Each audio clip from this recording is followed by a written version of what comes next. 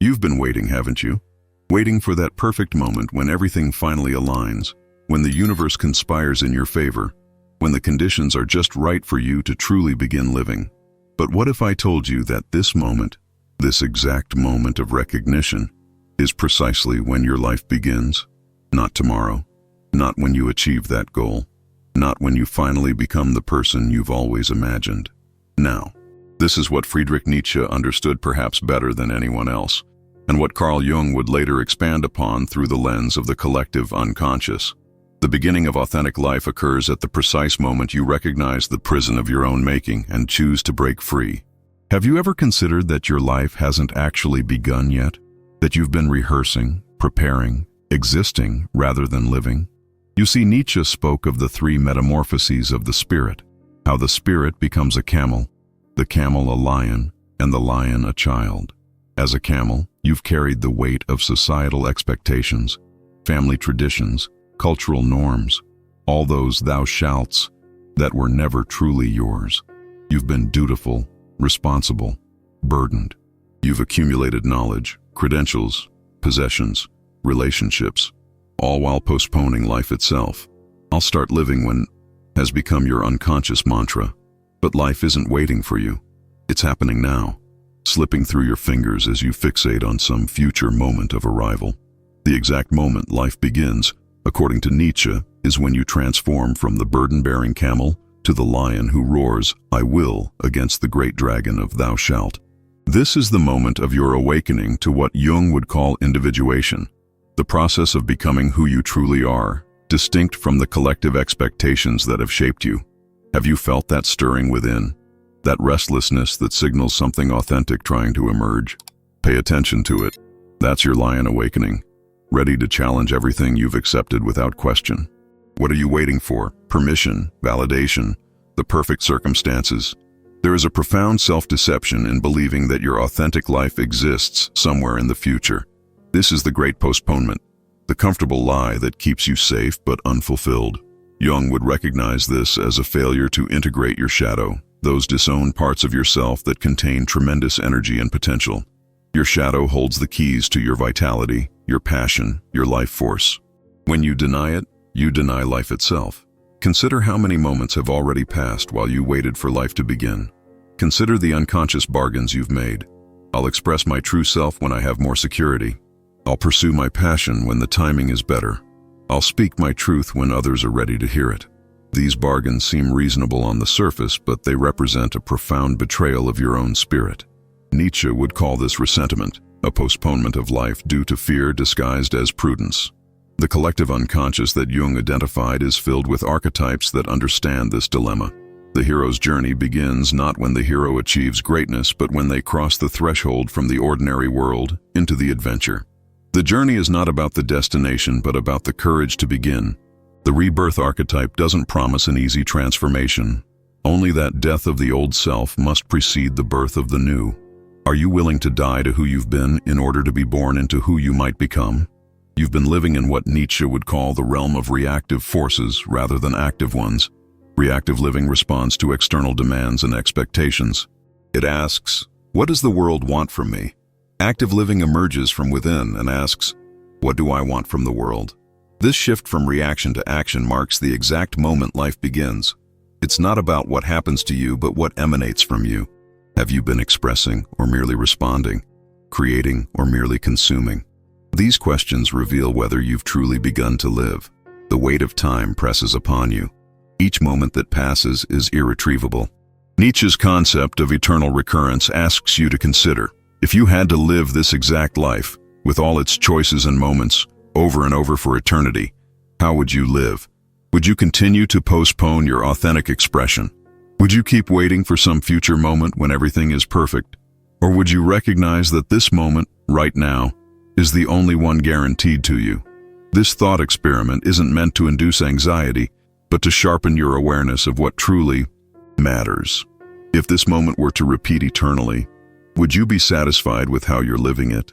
Jung understood that the unconscious speaks in symbols and dreams, continuously trying to communicate what your conscious mind resists. Have you been listening? Your dreams of flying might be the unconscious telling you it's time to break free. Your recurring nightmares of being trapped could be signals that you've imprisoned your authentic self. The people who irritate you most likely reflect aspects of your disowned shadow. These aren't random occurrences, but messages from the depths of your psyche, urging you to begin living authentically. The archetypal journey from sleep to awakening appears across human mythologies for a reason. It represents this fundamental transition from existence to life. In the language of archetypes, you've been sleepwalking, going through motions, following scripts, reciting lines written by others. Awakening is disorienting. It requires abandoning the comfort of prescribed roles and rehearsed responses. It demands that you author your own life with all the uncertainty that entails. This awakening, this authorship, this is the exact moment Nietzsche points to as the beginning of life. You might object, but I have responsibilities, obligations, people who depend on me. Indeed you do. Yet consider whether fulfilling these roles from a place of authenticity rather than obligation might transform not only your experience, but the experience of those around you. Jung would suggest that your individuation, your becoming who you truly are, serves not only you, but the collective. When you access your authentic self, you tap into archetypal energies that have nourished humanity throughout its existence. Your authenticity becomes a gift to others, not a withdrawal from responsibility. The tragic aspect of postponement is that it creates a life of almost and not quite. Almost happy, not quite fulfilled. Almost expressive, not quite authentic. Almost connected, not quite intimate. This half-living creates what Jung would identify as neurosis, the suffering that comes from denying essential aspects of your nature. The symptoms appear as anxiety, depression, addictive behaviors, relationship difficulties, all signs that life is pressing to begin while you continue to resist its birth. Have you recognized these symptoms in yourself? They are not failures, but invitations to begin living authentically.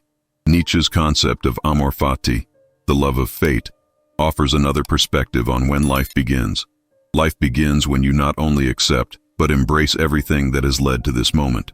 Not with resignation, but with genuine love. Every mistake, every pain, every detour that seemed to delay your real life was actually preparing you for this moment of recognition. Nothing was wasted. Nothing was a mere prelude. It was all life trying to happen through you, if only you would allow it. Can you love what has been, even the difficult parts? Can you see how it has all conspired to deliver you to this moment of potential awakening? The will to power that Nietzsche identified isn't about dominating others, but about mastering yourself, becoming sovereign in your own life. This sovereignty marks the transition from living according to external validation to living from internal valuation. It's the shift from asking, "Am I good enough?" to declaring, "I am enough." This declaration, this moment of self-affirmation against the void of meaninglessness, this is when life begins. Have you made this declaration yet? Or are you still seeking permission from others to occupy your own existence? Jung would recognize that this transition requires confronting not just personal, but collective shadows.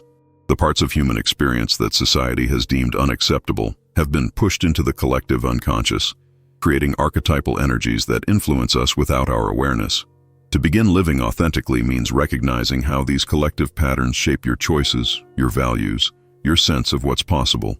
It means distinguishing between what you truly desire and what you've been conditioned to want. This distinction, this moment of clarity, marks the beginning of authentic life.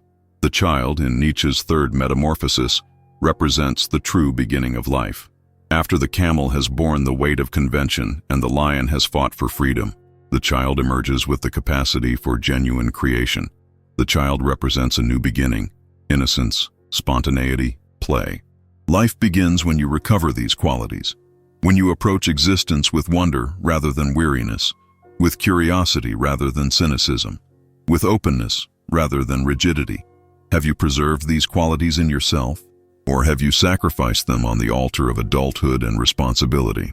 Jung's concept of synchronicity, meaningful coincidences, suggests that when you begin to live authentically, the universe responds. Doors open, opportunities arise, connections form that couldn't have been strategically planned. This isn't magical thinking, but recognition that when you align with your authentic self, you perceive possibilities that were always there, but invisible to your conditioned mind. Life begins when you start noticing these synchronicities, these moments when inner purpose aligns with outer circumstance. Have you been attentive to these meaningful coincidences? They are signposts marking the path of your authentic journey. The persona, the social mask that Jung identified, serves a purpose in helping you navigate social contexts. But when you mistake the persona for your authentic self, life becomes a performance rather than an expression. Life begins when you recognize the difference between who you pretend to be and who you truly are, and when you commit to closing that gap. Not by rejecting the persona entirely, but by ensuring it serves your authentic self rather than suppressing it. Are your social masks serving you, or are you serving them? This question reveals whether you've begun to live authentically. Nietzsche's declaration that God is dead wasn't merely a statement about religion, but about the collapse of external sources of meaning and value. Life begins when you confront this existential vacuum and choose to create meaning rather than discover it. It begins when you recognize that values aren't found but forged, that purpose isn't assigned but created. This act of creation, this assumption of responsibility for meaning-making, marks the transition from existing to living. Have you taken up this responsibility, or are you still waiting for meaning to be bestowed upon you? The concept of the Übermensch or overman that Nietzsche developed represents not superiority over others but self-overcoming, transcending your limitations, your conditioning, your comfortable mediocrity. Life begins at the moment you commit to this continuous self-overcoming, this refusal to remain static, this embrace of becoming rather than being. Jung would recognize this as the process of individuation, the ongoing integration of conscious and unconscious elements to form a more complete self. This process never ends, but it can only begin when you decide to engage with it consciously. Have you made this decision yet? Or are you waiting for some external force to initiate your transformation? The courage to begin living authentically requires facing what Nietzsche called the abyss, the terrifying freedom that comes with recognizing that you are the author of your own life. There is no script, no predetermined path, no guarantee of success or happiness. There is only the choice to create yourself continuously in each moment. This vertigo-inducing freedom is what prevents many from beginning to live. They prefer the comfortable constraints of convention to the exhilarating terror of authentic choice. Which have you chosen? The security of prescribed paths or the adventure of self-creation? Jung would understand that this moment of beginning requires integrating the anima or animus, the contrasexual aspects of your psyche that represent wholeness and completion. Life begins when you embrace both the masculine and feminine energies within you, regardless of your biological sex or gender identity. It begins when you balance assertion with receptivity, logic with intuition, strength with vulnerability. This integration allows you to respond to life with your full humanity rather than with fragmented aspects of yourself. Have you acknowledged and integrated these complementary energies? Or have you limited yourself to expressing only what your culture has deemed appropriate for someone like you? The eternal recurrence that Nietzsche proposed asks not just would you live this life again, but would you live this exact moment again? If this present moment were to repeat eternally, would you be satisfied with how you're inhabiting it? Life begins when your answer is yes, when you fully occupy the present, rather than escaping to the past or future.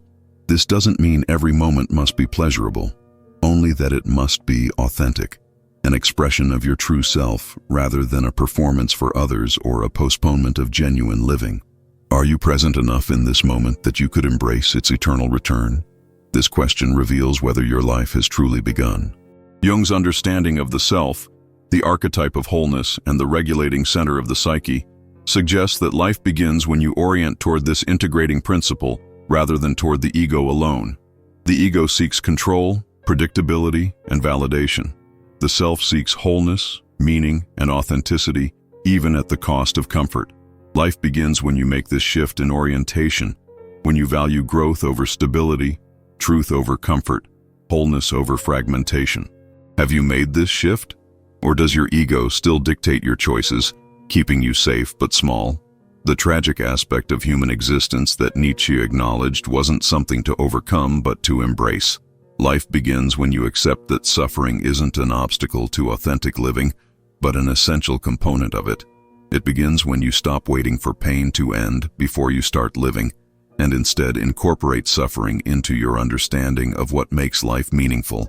Jung would recognize this as the integration of the shadow, acknowledging that difficulty, darkness, and pain aren't aberrations, but integral aspects of a complete life. Have you been waiting for suffering to end before beginning to live? This postponement ensures that authentic life never arrives. The concept of the will to power can be misunderstood as domination over others, but its authentic expression is creative rather than controlling. Life begins when your primary drive shifts from security to expression, from comfort to creation, from avoiding pain to manifesting your unique gifts, regardless of recognition or reward. This creative will doesn't need external validation because it is self-validating. The act of creation itself is its own justification. Have you been creating or merely consuming, expressing or merely absorbing? This distinction reveals whether your authentic life has begun. The death of God that Nietzsche proclaimed creates a vacuum that must be filled with your own values, your own meaning, your own purpose. Life begins when you stop looking for external authorities to tell you how to live and instead become the authority in your own existence. This isn't egoism, but responsibility, the willingness to create values rather than merely inherit them. Jung would understand this as the development of an inner moral compass that responds to the demands of the self rather than the demands of society. Have you developed this inner authority? Or do you still look to others to determine what matters, what's worthwhile, what deserves your life energy? The archetypal moment of awakening appears across human mythologies because it represents this fundamental transition from unconscious to conscious living. Whether it's Buddha under the Bodhi tree, Neo taking the red pill, or the prisoner emerging from Plato's cave, these narratives capture the essential moment when authentic life begins. It begins with seeing reality as it is, rather than as you wish it to be, or fear it might be. It begins with the courageous choice to remain awake even when sleeping would be easier. Have you made this choice? Or do you drift between wakefulness and slumber, between authenticity and conformity? Nietzsche's vision of life as art suggests that your existence isn't something to endure, but something to create with intention and style. Life begins when you recognize yourself as both the artist and the artwork, continuously shaping yourself through your choices, your values, your responses to what happens. Jung would see this as the integration of the creator archetype, the aspect of your psyche that transforms raw experience into meaningful expression. This integration doesn't happen automatically but requires your conscious participation. Have you embraced your role as the artist of your own existence? Or have you been allowing others to determine the shape of your life? The moment of recognition that life hasn't yet begun is itself the beginning of life. This paradox contains a profound truth. Awakening starts with recognizing that you've been asleep. Authentic living begins with acknowledging that you've been merely existing. This recognition alone, this moment of brutal honesty with yourself, creates the possibility of transformation. Nietzsche understood that facing difficult truths is the prerequisite for creating new values. Jung recognized that acknowledging the shadow is essential for wholeness. Are you willing to face the truth of your postponement? This willingness itself marks the threshold between existing and living. And so we return to the question, when does life begin? Not at birth, not at some future milestone, not when circumstances align perfectly. Life begins in the exact moment when you recognize that you've been waiting to live and decide to wait no longer. It begins when you accept that conditions will never be perfect, that you will never be fully ready, that uncertainty is not an obstacle, but the very space in which authentic living happens. It begins when you transform from a spectator of your own existence into its primary creator. This transformation isn't a single event, but a continuous choice, made again and again in each moment. This is the exact moment life begins, according to Nietzsche. And it's available to you now as you read these words, as you consider their implications for your own existence. The only question that remains is, will you begin?